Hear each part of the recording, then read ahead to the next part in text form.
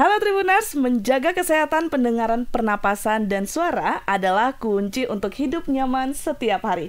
Bersama saya Molly, kembali lagi dalam Cakap-Cakap edisi Kesehatan.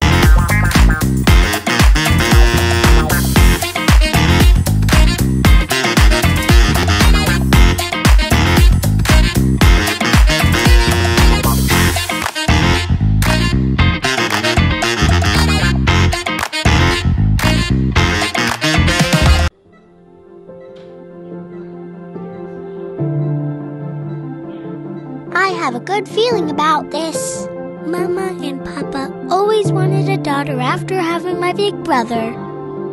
After months of morning sickness and sleepless nights, they're finally meeting me today. Mama has given birth before. Still, she worries something may go wrong today. But now, I am breathing. Everything felt out of my control. Will I have to live without being able to walk or to speak? Or will I not have the chance to say goodbye?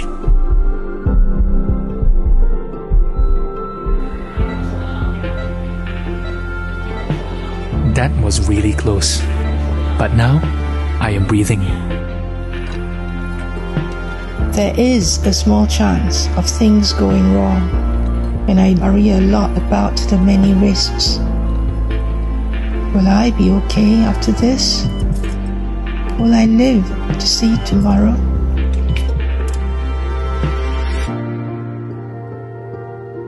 Now, it will take me some time to recover.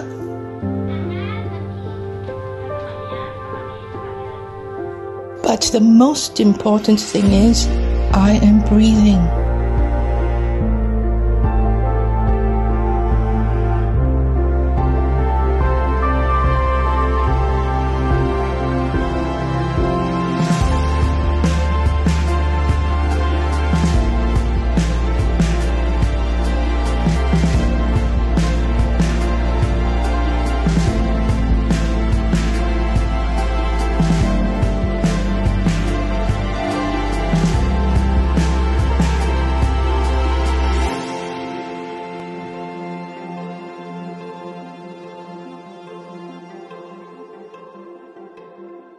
Tribuners pernah nggak sih ngerasain kayak mungkin kupingnya berdengung, hidungnya tersumbat, atau suara serak yang kadang-kadang atau tiba-tiba muncul?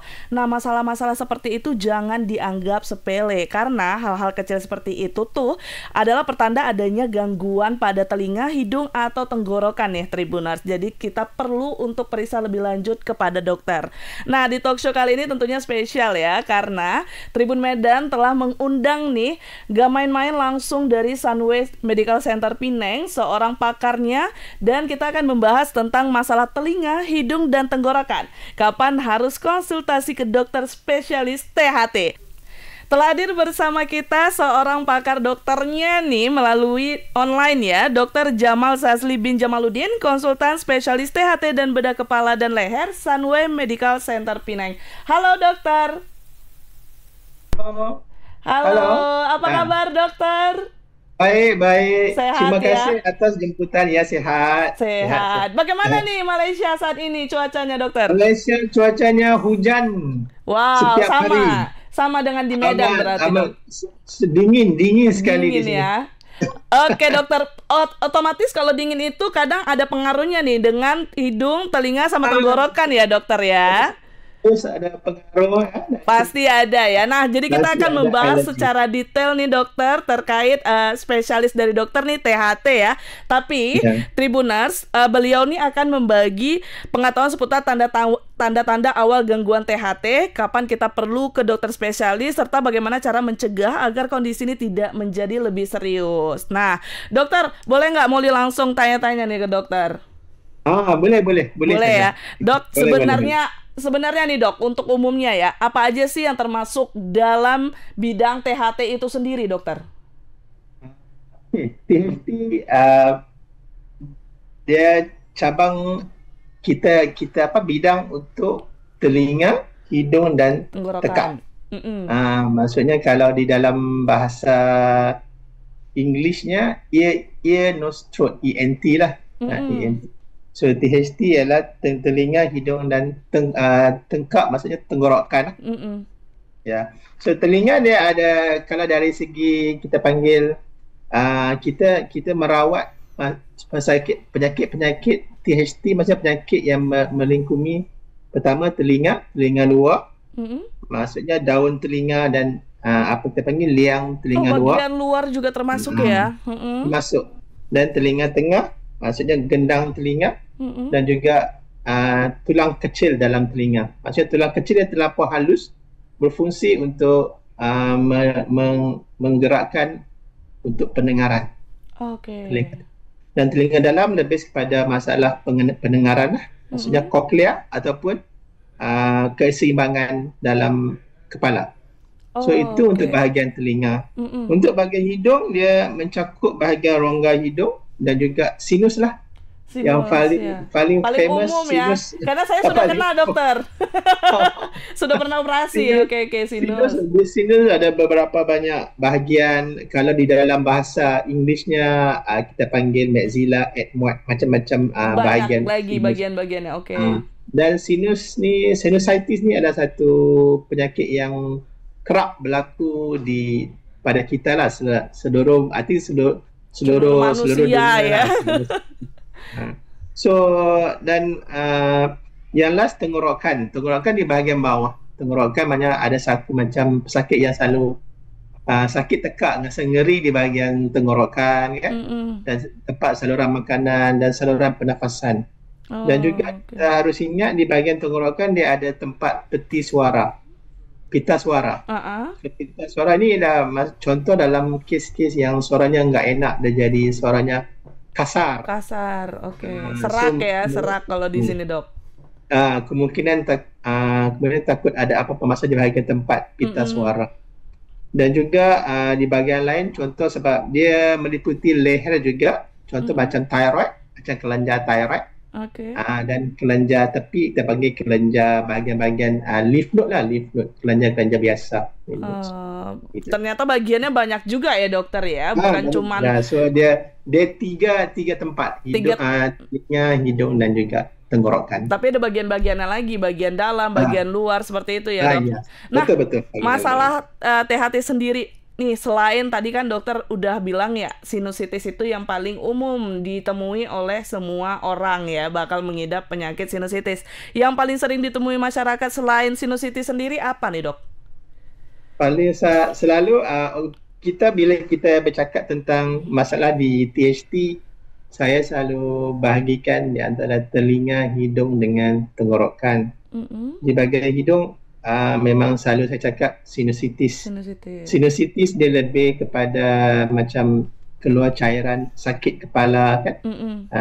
Dan ada juga kita akan tertinggal dengan allergic rhinitis. Maksudnya dia ada alergi menyebabkan dia akan jadi bersin, pilek, ada pilek, sesemak. Dan juga kemungkinan kadang-kadang dalam hidung kita ada juga macam bengkoknya, dalam tulangnya sudah bengkok, tulang hidung, menyebabkan hidungnya semampat, so enggak selesa untuk bernafas. Untuk telinga selalu infeksi di bahagian telinga luar.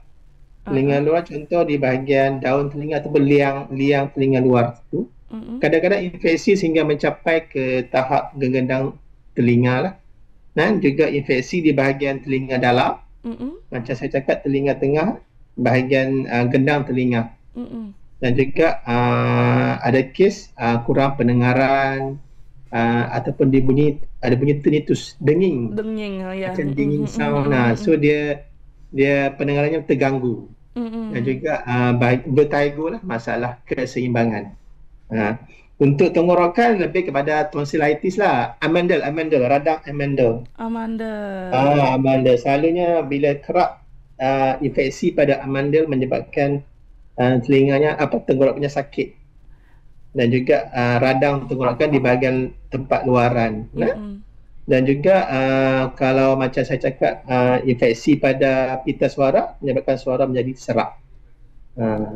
Oke, ternyata banyak ya gejala-gejala nih yang bakal timbul, yang sebenarnya itu mungkin udah harus diperiksa ke dokter, tapi banyak pasien nih dok, pasti yang menunda nih untuk memeriksa kondisi tubuhnya nih. Nah sebenarnya kapan nih dok waktu yang tepat untuk memulai konsultasi ke dokter spesialis THT sendiri nih dokter? Secara umumnya masalah di gejala untuk THT dia bermula dengan gejala yang ringan mula-mula. Contohnya kalau tenggorokannya sakit kan, ataupun dia ada tulang hidungnya mampat ataupun lendirnya, mula dia ringan saja. So selalunya bila kita ambil ubat biasa, dia akan hilang. Tetapi kalau dia berlanjutan, berlangsung sehingga lebih 1 minggu, lebih 7 hingga 10 hari. Itu waktu-waktu yang harus udah lebih dari seminggu ya, harus diperiksa. Berpanjangan, berulang-ulang berpanjangan. So harus itu kes macam tu harus dikonsultasi bersama dengan pakar THT lah. Kalau misalnya dia 2 hari ini flu atau tersumbat, habis itu hilang, terus muncul lagi tapi 2 hari. Mungkin dia sudah ambil ubatnya di doktor klinik kan, ambil biasa, dan gejalanya sudah hilang, dan itu maksudnya dia hanya masalah ringan saja. Kalau misalnya tiba-tiba kumat lagi, dokter terus berulang dia minum obat, habis itu kumat lagi. Betul, kalau dia berulang-ulang sehingga dalam 1 tahun 3, 4 kali atau 7 kali kan, maksudnya dia perlu ada konsultasi daripada THT lah. Oh, jadi kalau misalnya udah sering nih ngerasain kayak flu, pilek, atau juga telinganya berdengung atau berdenging ya dokter ya, dan itu sudah sering kambuh nih penyakitnya, otomatis itu memang harus sudah diperiksa ya dokter ya? Betul. Kambuh juga kalau dia mengganggu aktiviti harian, contoh macam dia mengganggu tidur, mengganggu makan, dan sehingga tak boleh makan, ataupun semakinnya dia makin parah dia punya gejalanya. Saya rasa waktu masa itu harus dikonsultasi dengan pakar THT. Kalau terkait alergi sendiri dokter, kan banyak orang gejalanya nih kayak misalnya bangun pagi itu bersin-bersin atau kena debu bersin-bersin. Kalau misalnya penyakitnya seperti itu, apakah bisa nih dokter untuk diobati? Boleh, bisa diobati. Betul, saya lebih tekankan kalau gejala itu ringan. Gejala ringan, selalunya bila kita dah ambil ubatnya kan, dia akan hilang. Tetapi kalau dia berlangsung berhari-hari, berminggu-minggu, itu harus dikonsultasikan. Apalagi kalau setiap hari ya dokter ya, dia bersin pagi ya. Sebab gejala alergi ni dia meluas. Saya rasa 80% populasi memang ada gejala alergi. So bergantung pada tahap gejala, sama ada parah ataupun ringan. Oh, jadi kalau misalnya ternyata setiap hari itu disarankan untuk konsultasi ke dokter agar mengurangi ritmenya. Seperti itu ya dokter ya? Betul. Oke. Untuk masalah telinga sendiri nih dokter, kan itu sering muncul keluhan itu kalau orang-orang itu kayak berdengung atau terasa tersumbat. Itu penyebab umumnya apa sih dok sebenarnya? Penyebab umumnya dia berasal dari ada beberapa penyebab. Penyebab yang pertama selalunya kotoran telinga di bahagian liang telinga luar. Selalu kita panggil serumen. Dia macam penumpukan serumen di dalam telinga luar.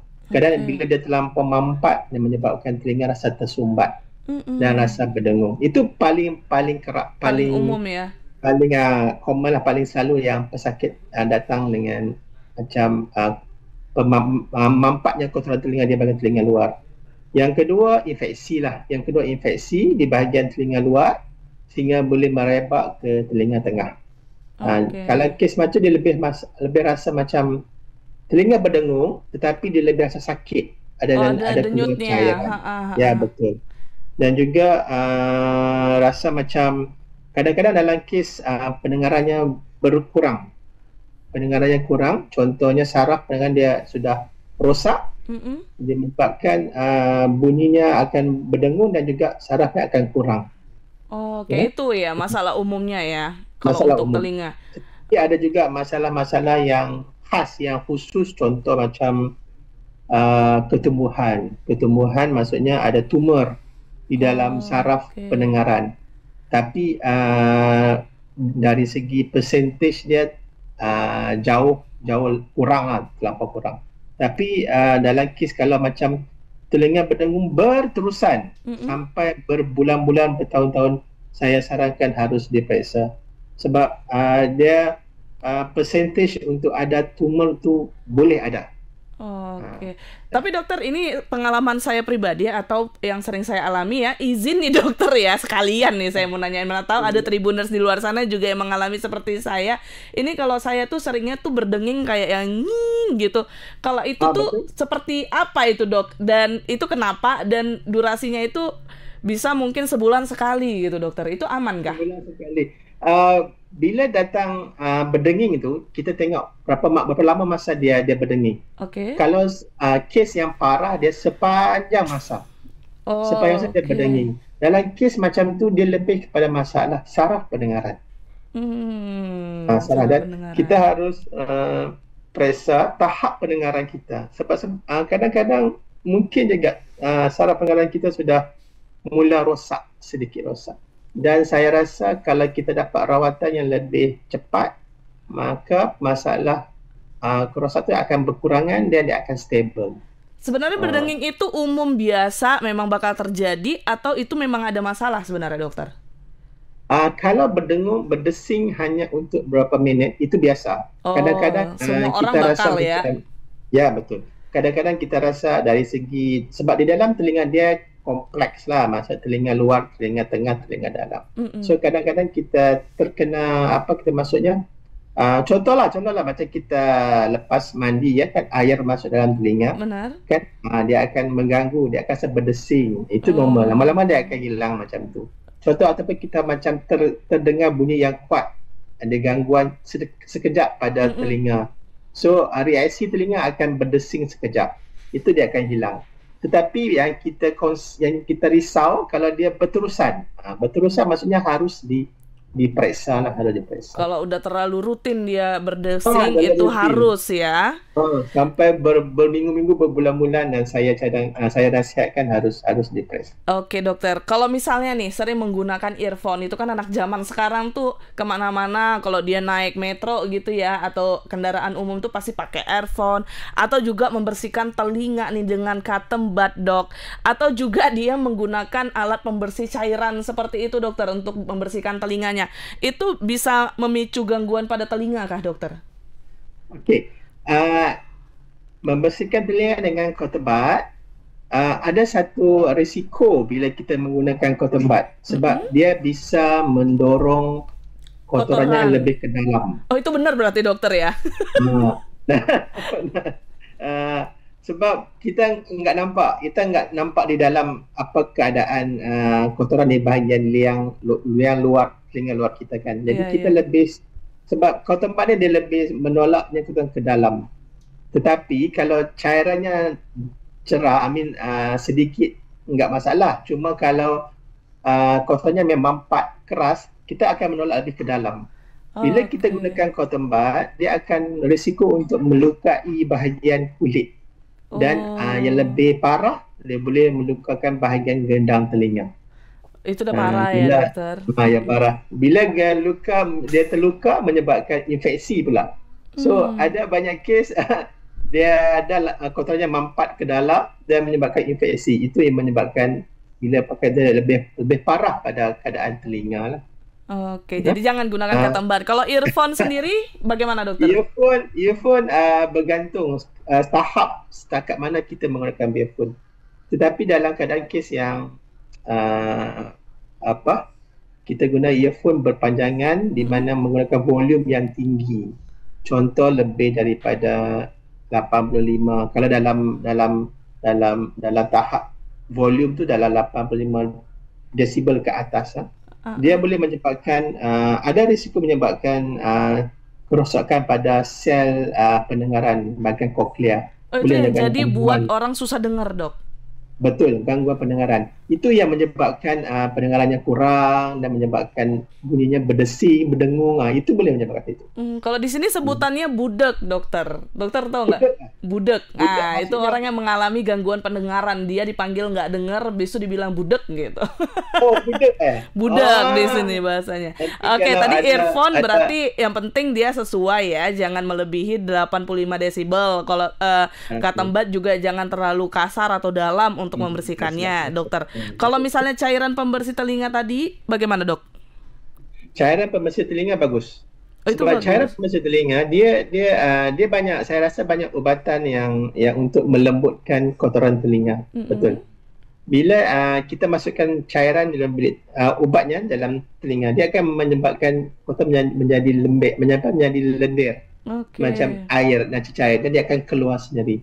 Secara umumnya telinga luar ni dia ada mekanisme untuk keluarkan sendiri kita punya kotoran. Oh, jadi kecuali kalau macam ada benjolan ke, contoh ada benjolan, ada infeksi, maka terganggulah dia punya mekanisme naturalnya. Tapi kalau dalam keadaan normal biasa, dia boleh keluar sendiri dia punya cairan. Oh, gitu ya. Berarti dianjurkan, cuman jangan juga terlalu sering ya dokter ya untuk menggunakannya ya, karena kita punya di telinga sendiri punya sistem yang bisa mengeluarkan sendiri kotoran di telinga, seperti itu ya dokter ya. Betul. Kalau untuk telinga kan tadi udah mulai detail tuh. Nah untuk hidung nih dokter, kan banyak orang yang kayak tersumbat, pilek berkepanjangan, dan itu sering dianggap biasa sama orang-orang dokter. Nah sebenarnya kapan sih kondisi seperti ini perlu diperiksa lebih lanjut dok? Macam kita berbual tadi kan, bila dalam keadaan biasa, alergi, bila cakap alergi ni dia akan datang dengan pilek, bersin. Itu udah pasti ya dokter kalau alergi ya? Itu pasti. Pilek itu mesti pasti. Contoh kita macam alergi pada habuk, pada dingin, selalunya dingin, habuk lah selalu. Kan? So pesakit akan rasa tersumbat, pilek berpanjangan.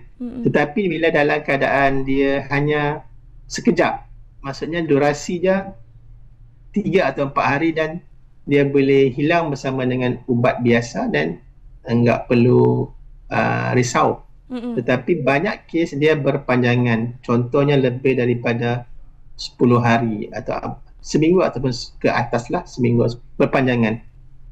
Dan juga dia akan rasa macam sakit, nyeri di bahagian wajah, bahagian kita punya pipi, dan juga kepalanya sakit banget kepalanya. So bila contoh kalau kita tunduk, kita rasa sakit, pressure di bahagian situ. Berarti maksudnya alergi ini untuk di hidung sendiri alerginya hampir sama seperti sinusitis berarti gejalanya ya dokter ya? Ya, daripada alergi menyebabkan mampatnya hidung dan mereka menyebabkan berlakunya sinusitis.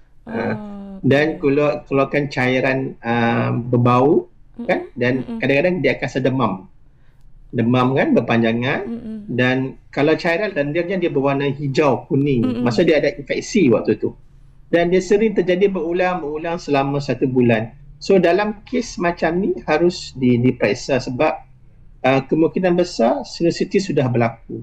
Oh, dari alergi jadi sinusitis dia dokter. Ya, betul. So daripada waktu sinusitis, selalunya kita akan membuat pemeriksaan lah, maksudnya kita buat endoskopik hidung, dan juga kita akan buat CT scan kalau perlu untuk menilai kondisi sinus itu sendiri. Oh, jadi tapi dok, saya jadi kepengen nanya untuk membedakan dia gejala alergi sama gejala sinusitis itu seperti apa dokter? Gejala banyak orang cakap bila bersin hidung mampat terus cakap sinusitis kan. So bila kita cakap apa perbezaan di antara gejala, maksudnya alergi rhinitis dengan sinusitis. Satu, dia punya berapa lama gejala itu. Contohnya kalau gejala itu berulang mingguan lah. Contohnya sekejap ada, sekejap tak ada. Dan dia disebabkan waktunya terjadi waktu pagi, waktu dingin, waktu hujan, maksudnya dia alergi. So ada waktu dia terkena habuk, maksudnya dia ada faktor yang menyebabkan mampat, hidungnya jadi mampat dan jadi bersin. Tetapi kalau sinusitis dia lebih kepada dia sakit di bahagian wajah ini dan dia tiba-tiba saja jadi dan dia akan keluarkan lendir dan flu tu makin parah. Dan dia punya lendirnya dibeza di antara alergi dengan sinus. Alergi dia lebih kepada cairan yang jernih. Yang cairan jernih, dia enggak ada warna. Tetapi warna pada lendirnya. Kalau sinus dia lebih warnanya kuning, hijau dan dia berbau busuk. Iya, bau busuk kali sih dok. Saya udah pernah sinusitis soalnya. So sinus berbau busuk maksudnya dia ada infeksi lah. Infeksi. Dan paling mudah untuk tengok alergi ataupun sinus. Kalau alergi dia mesti ada gatal bersin, gatal mata, gatal hidung. Tapi kalau sinus dia lebih pada demam, lendirnya busuk dan juga sakitnya parah. Dari segi pemeriksaan atau kita panggil test, selalunya kalau alergik kita buat kita panggil blood test lah untuk tengok apa jenis alerginya. Satu. Dan juga kita tengok ada alergik pada, kita panggil prick test. Maksudnya kita tengok alergik itu kita ambil test apa alergik kepada seafood ke, kepada habuk ke, kepada ayam, semua bahagian kita boleh test untuk alergi lah. Bahkan seafood pun bisa menyebabkan kayak hidung tersumbat seperti itu kalau alerginya di seafood, dokter. Kalau seafood lebih kepada gatal dan bersin. Tetapi kalau untuk alergi pada hidungnya, dia lebih kepada dingin dengan habuk. Selalu macam itulah majoriti. Cuma kalau pemeriksaan untuk sinus dia lain, dia berbeza. Dia lebih kepada endoskopik hidung lah, dan juga kadang kita buat CT scan lah. Untuk ditindaklanjuti lebih lanjut ya, apakah harus dioperasi atau bisa ditangani secara rawat jalan seperti itu ya dokter ya? Betul. Oke. Dok, kalau misalnya terkait alergi ini, alergi itu kan banyak ya faktornya seperti dokter sebutkan tadi, bisa dari debu atau hamuk yang tadi dokter bilang, terus bisa juga dari udara, cuaca. Nah, untuk alergi sendiri itu apakah bisa disembuhkan untuk hilang nih dokter? Saya nggak kata dia hilang, disembuhkan, tapi saya boleh kata dia mengurangkan gejalanya. Sebab alergi ni dia reaksi sensitiviti badan. Badan kita dia berbeza-beza. Maksudnya setiap pesakit individu dia berbeza-beza sensitiviti dia. So kalau gejala yang parah, alergi gejala yang parah, selalu ubatan itu boleh menolong mengurangkan tahap gejala itu. So dia lebih kontrol dan dia tidak mengganggu dari segi aktiviti harian kita. Iya benar sih. Memang kalau ada alerginya kumat tuh mengganggu banget sih dokter, serius deh. Jadi nggak bisa konsen kan, apalagi kalau misalnya alerginya tuh bersin-bersin terus nih dokter. Itu udah sering. Oke, itu kan tadi hidung. Kita masuk ke tenggorokan ya dokter. Untuk masalah tenggorokan sendiri dokter, seperti suara serak atau nyeri yang sering kambuh, apa penyebab terseringnya nih dok? Okey, kalau di bahagian tenggorokan, yang pertama selalu sakit. Rasa nyeri di bahagian kerak sakit nelan sakit, benar dok. Selalu infeksi amandel lah. Tonsil amandel. Itu pasti ya, amandel ya. Itu pasti.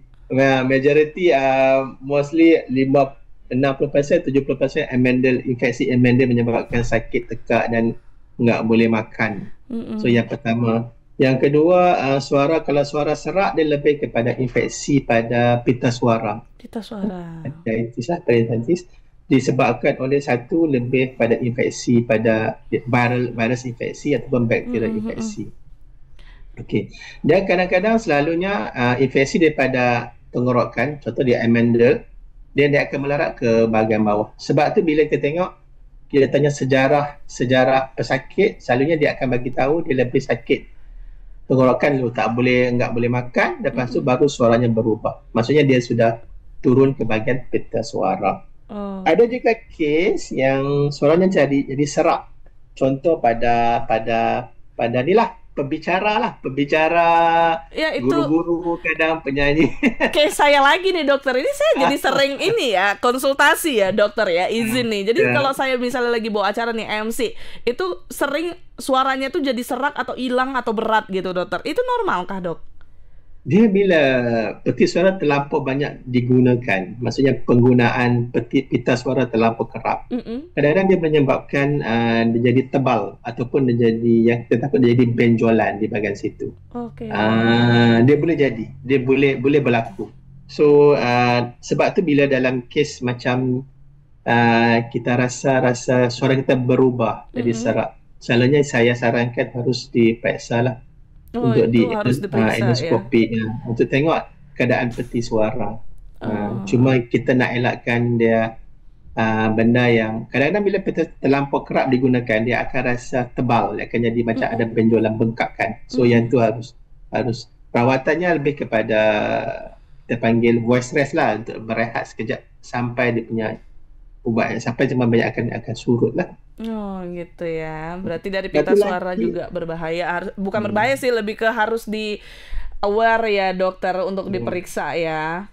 Ya. Satu lagi paling kerap asam lambung lah. Asam lambung. Asam lambung. Bisa ke tenggorokan maksudnya ya. Asid daripada bahagian perut dia terlampau banyak asid di bahagian perut, dia naik ke atas. Dia akan mengganggu di bahagian tenggorokan atau pita suara. Oh ya, itu yang buat sakit tenggorokan juga dok, benar-benar. Saya pernah tuh mual, vomit, terus jadi sakit tenggorokan. Tapi dok, kayaknya dari tadi semua gejala yang dokter bilang saya pernah ngalamin ya. Kayaknya saya harus konsultasi lebih lanjut nih ke dokternya ya. Nah, untuk suara serak, tambahan, untuk suara serak, dia kalau kita rasa berlaku lebih dari 2 minggu ke atas, saya sarankan harus diperiksa.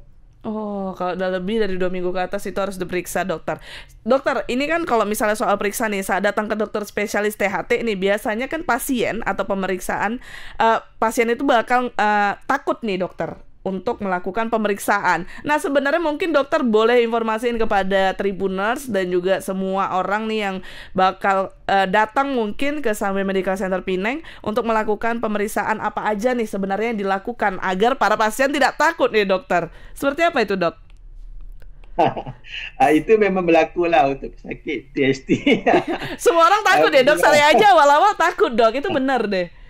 Sebab THT kita dia sebab dia lebih specialized dalam telinga, hidung dengan tekak, so dia lebih detail dan kita banyak menggunakan endoskopi. Endoskopi, kamera di dalam. Sebab kita perlukan kita tengok kita kena lihat di dalamnya berapa keadaan telinga, keadaan hidung dan keadaan tenggorokan. So kita hanya gunakan kamera ni kecil saja. Kalau kita harus endoskopi terlampau kecil, dan saya rasa dalam saiz dalam 1 hingga 3 mm saja. Dia enggak besar. So prosedur dia kita akan masukkan endoskopi itu ke dalam hidung, dan kita mulai kamera kecil dan kita akan lihat di dalam hidung dengan lebih jelas. Dari segi itu untuk mendiagnosanya ya dok, dan untuk mendiagnosa penyakitnya seperti apa, sudah berapa parah, seperti itu ya dok. Ya betul. Teknik yang betul dia nggak akan sakit. Percaya saya, dia tak akan sakit. Nggak sakit ya dok. Sebab saya pesakit saya dia kata sakit atau tak dok. Saya kata tak sakit, jangan risau. Nggak perlu takut. Betul. Kalau kita nggak buat endoskopi, kita nggak menampak secara jelas gambar di dalam tenggorokan, hidung ataupun telinga. Satu lagi tes kita panggil odometri. Odometri lebih kepada untuk tahap kita tes pendengaran kita. Tengok berapa frekuensi kita yang ada masalah pendengaran, kekurangan pendengaran. So itu kita akan dapat lebih detail status saraf pendengaran kita. Selain itu, saya rasa yang lebih pada umum kita akan ada CT scan dan juga MRI untuk tengok dari segi apa-apa yang lebih berat. Contohnya macam sinus yang terlampau berat, sinusitis terlampau berat, ataupun tumor lah yang kita takut, tumor. Jadi nggak perlu risau, nggak perlu takut ya dokter, karena semua pengobatannya itu tidak membuat sakit. Endoskopinya kecil saja, 3 mm saja. Nggak terasa ya dokter ya. Nah dokter, ini yang paling kepengen mau ditanya ya, karena di Medan sendiri itu untuk pengobatan yang udah kepengen tahap lebih bagusnya lagi itu pasti di Malaysia, yaitu di Sunway Medical Center Penang. Yang apakah ada prosedur atau teknologi tertentu di Sunway Medical Center Penang yang membantu diagnosis dan perawatan pasien THT dengan lebih akurat nih dokter? Apa yang saya cakap untuk soalan tadi lebih kurang sama lah. Maksudnya endoskopiknya dia lebih luas, lebih jelas. Oh, dia teknologi lebih canggih lagi ya untuk alat-alatnya ya dokter ya. Betul. Dari segi size endoskopik dia lebih kecil, lebih halus. So dari segi prosedur dia akan rasa lebih aman. Okay, yang kedua, kita ada CT scan yang lebih 3D CT scan yang lebih detail, MRI, dan juga untuk kes-kes yang contoh macam kes-kes kanser, kita ada kita panggil PET scan. PET scan maksudnya dia scan yang lebih accurate, yang paling detail untuk tengok kalau untuk lihat kalau ada tanda-tanda kanser di dalam badan. Itu lebih paling detail paling detail boleh tengok. Kadang kita nampak kadang-kadang CT scan yang MRI dia enggak dapat betul-betul jelas. Tapi PET scan ini adalah satu teknologi terbaru. Maksudnya kita akan tengok setiap seluruh badan ada apa-apa infeksi ataupun tumor di bahagian seluruh badan. Itu lebih aman lah, lebih bagus lah. Berarti semua alatnya lebih canggih lagi nih. Lebih canggih. Dan juga kalau dari segi operasinya kita lebih gunakan laser dan radiofrekuensi. Contoh dalam kes yang biasa, contoh macam polip, polip hidung, kan? Dan juga amendal, kita tak guna alatan biasa, kita gunakan lebih dari laser ataupun radiofrekuensi. Di mana dari segi tahap laser, di tahap penyembuhannya dan juga fasa penyembuhan dan juga sakitnya selepas operasi lebih kurang daripada prosedur biasa. Berarti alatnya memang lebih canggih semua ya. Ada endoskopinya tadi lebih kecil, terus ada pakai laser sekarang. Untuk alat-alat lainnya juga teknologinya berarti lebih baik untuk bisa memeriksa pasien dan juga membuat pasien sembuh lebih cepat. Seperti itu ya dokter ya? Ya, benar-benar. Oke, dari tadi kan Molly ini udah banyak banget nih sharing-sharing ke nanya-nanya tentang pengalaman pribadi nih sama dokter ya. Mungkin Tribuners yang juga kepengen nanya-nanya terkait kesehatan dirinya bisa langsung nanya-nanya aja nih ke Sunway Medical Center Penang. Nah dok, sebelum mungkin ya pasti lebih bagus kita mencegah daripada mengobati ya dokter, karena ada pepatah seperti itu dokter. Nah langkah sederhana seperti apa nih yang bisa kita lakukan sehari-hari dok untuk menjaga kesehatan telinga, hidung, dan juga tenggorokan, dokter? Ya, betul. Saya setuju. Mencegah lagi bagus daripada mengobati. Iya. Ada pepatahnya itu, dokter. Bila mencegah dan badan lebih sihat dan kurang kos untuk perubatan. Iya. Betul kan? Betul. Jadi saya rasa lagi bagus kita mencegah. So, secara umumnya, kalau untuk nasihat saya untuk penyakit THT ni, dia selalunya kalau kita ada alergi, kita bataskan ataupun kita hindari allergic factor. Maksudnya allergic factor, contoh kita akan tahu bila kita kena dingin atau debu, kita akan rasa bersin atau gatal. So maksudnya kita kena elakkan. Kalau bila kita kurangkan exposure pada bahagian-bahagian yang kita rasa, sekitaran yang kita rasa boleh menyebabkan kita alergi. Contoh macam kita berada di kawasan konstruksi ataupun yang ada habuk yang banyak. So kalau boleh kita elakkan. So bila dia kurang alergi, masalahnya kuranglah masalah gejala-gejala hidung mampat ataupun sesama ataupun bersin. So kuranglah risiko untuk dapat sinusitis. Dan juga dari segi merokok lah, jangan tak boleh ya, dokter. Dan kalau kita boleh zaman waktu musim flu kan, musim influenza infeksi ni, dan waktu musim dingin, dan kita kalau pakai mask lebih bagus lah kan? Dan macam kita bincang tadi, macam contoh macam kita tak boleh guna cotton bud untuk terlalu kerap. Cotton bud menyebabkan dia boleh dapat mampaknya kotoran atau penyakit infeksi pada telinga. Bataskan kita punya pendengaran kita pada bunyi-bunyi kuat. Contoh, kalau kita bekerja di bahagian kilang atau factory yang soundnya terlalu kuat, dan kita harus ada macam ear protection untuk menutupi, mengurangi suara bisingnya, dokter ya. Betul.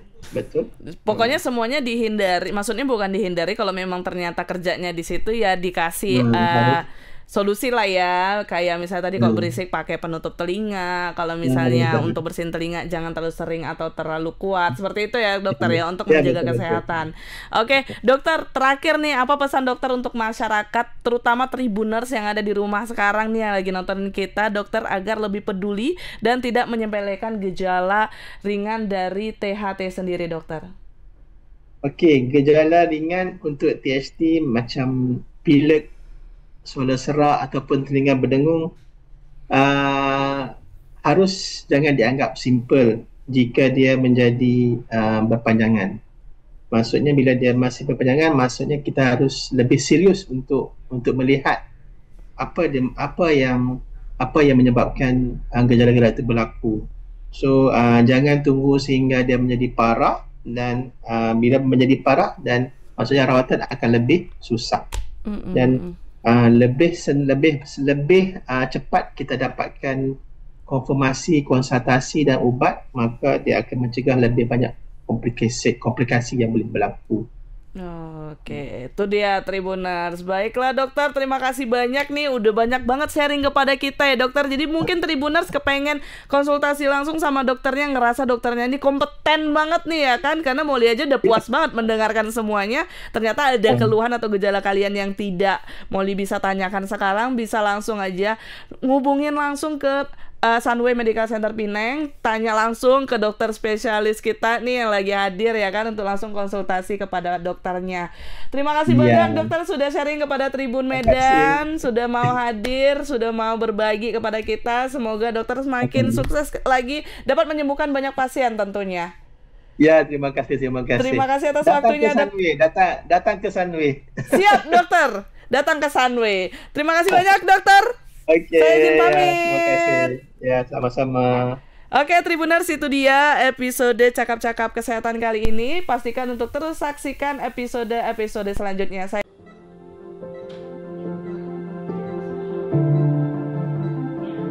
I have a good feeling about this. Mama and Papa always wanted a daughter after having my big brother.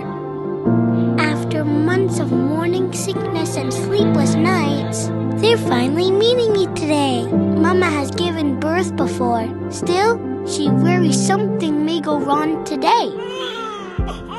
But now, I am breathing. Everything felt out of my control. Will I have to live without being able to walk or to speak? Or will I not have the chance to say goodbye?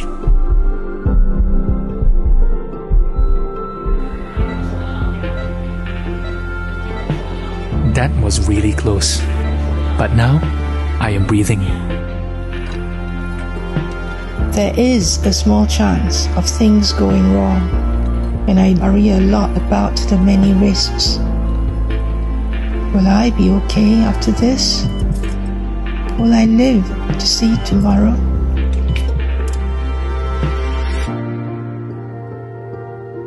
Now, it will take me some time to recover.